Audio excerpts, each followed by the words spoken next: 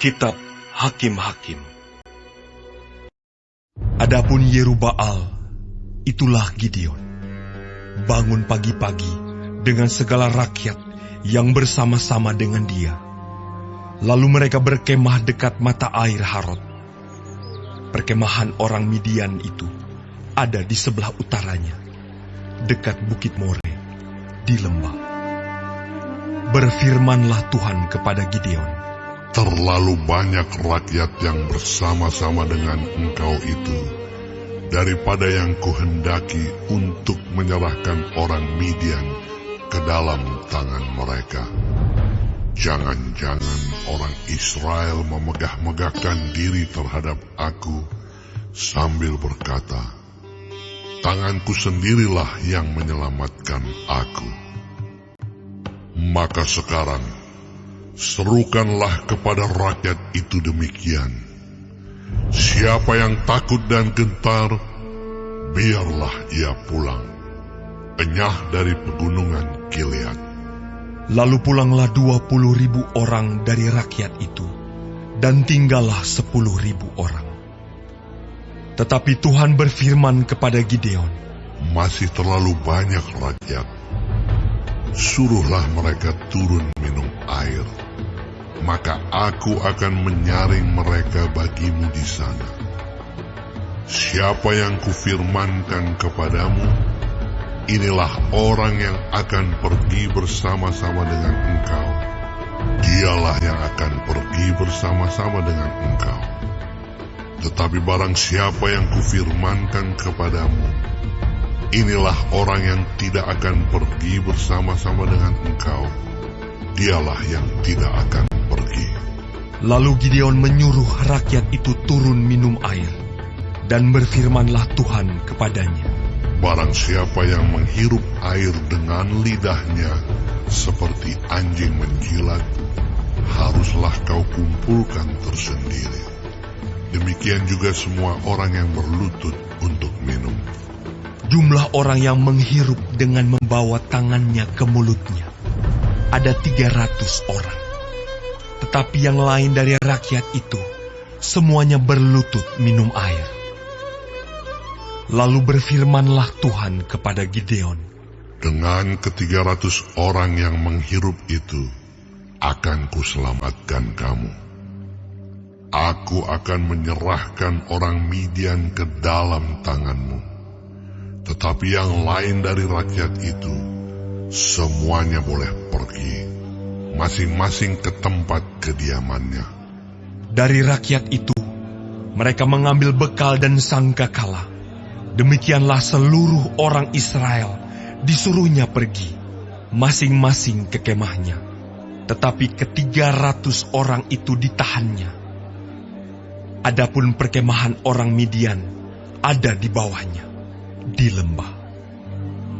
Pada malam itu, berfirmanlah Tuhan kepadanya, bangunlah, turunlah menyerbu perkemahan itu, sebab telah kuserahkan itu ke dalam tanganmu. Tetapi jika engkau takut untuk turun menyerbu, turunlah bersama dengan Pura bujangmu ke perkemahan itu. Maka kau dengarlah apa yang mereka katakan. Kemudian engkau akan mendapat keberanian untuk turun menyerbu perkemahan itu. Lalu turunlah ia bersama dengan Pura, bujangnya itu, sampai kepada penjagaan terdepan laskar di perkemahan itu. Adapun orang Midian dan orang Amalek dan semua orang dari sebelah timur itu bergelimpangan di lembah itu, seperti belalang banyaknya, dan unta mereka tidak terhitung, seperti pasir di tepi laut banyaknya. Ketika Gideon sampai ke situ, kebetulan ada seorang menceritakan mimpinya kepada temannya. Katanya, aku bermimpi, tampak sekeping roti jelai terguling masuk ke perkemahan orang Midian. Setelah sampai ke kemah ini, dilanggarnyalah kemah ini, sehingga roboh dan dibongkar bangkirkannya. Demikianlah kemah ini habis runtuh. Lalu temannya menjawab, ini tidak lain dari pedang Gideon bin Yoas, orang Israel itu. Allah telah menyerahkan orang Midian dan seluruh perkemahan ini ke dalam tangannya. Segera sesudah Gideon mendengar mimpi itu, diceritakan dengan maknanya, sujudlah ia menyembah. Kemudian pulanglah ia ke perkemahan orang Israel, lalu berkata, bangunlah, sebab Tuhan telah menyerahkan perkemahan orang Midian ke dalam tanganmu. Sesudah itu dibaginyalah ke 300 orang itu dalam 3 pasukan, dan ke tangan mereka semuanya diberikannya sangkakala dan buyung kosong dengan suluh di dalam buyung itu. Dan berkatalah ia kepada mereka, perhatikanlah aku, dan lakukanlah seperti yang kulakukan. Maka apabila aku sampai ke ujung perkemahan itu, haruslah kamu lakukan seperti yang kulakukan.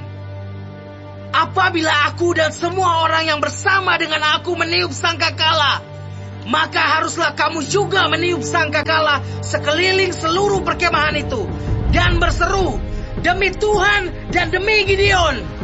Lalu Gideon dan ke-100 orang yang bersama-sama dengan dia sampai ke ujung perkemahan itu pada waktu permulaan giliran jaga tengah malam, ketika penjaga-penjaga baru saja ditempatkan. Lalu mereka meniup sangkakala sambil memecahkan buyung yang di tangan mereka. Demikianlah ketiga pasukan itu bersama-sama meniup sangkakala dan memecahkan buyung dengan memegang obor di tangan kirinya dan sangkakala di tangan kanannya untuk ditiup serta berseru, pedang demi Tuhan dan demi Gideon. Sementara itu, tinggallah mereka berdiam, masing-masing di tempat sekeliling perkemahan itu. Tetapi seluruh tentara musuh menjadi kacau balau, berteriak-teriak dan melarikan diri.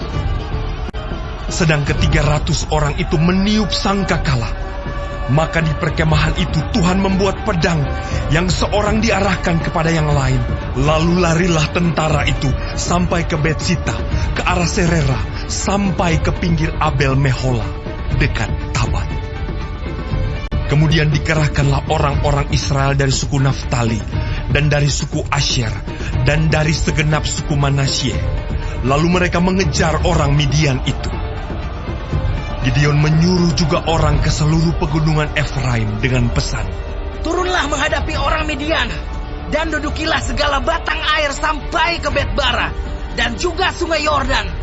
Maka semua orang Efraim dikerahkan. Lalu mereka menduduki segala batang air sampai ke Bet-bara, juga sungai Yordan. Mereka berhasil menawan 2 raja Midian, yakni Oreb dan Seeb. Oreb dibunuh di gunung batu Oreb, dan Seeb dibunuh dalam tempat pemerasan anggur Seeb. Mereka mengejar orang Midian itu.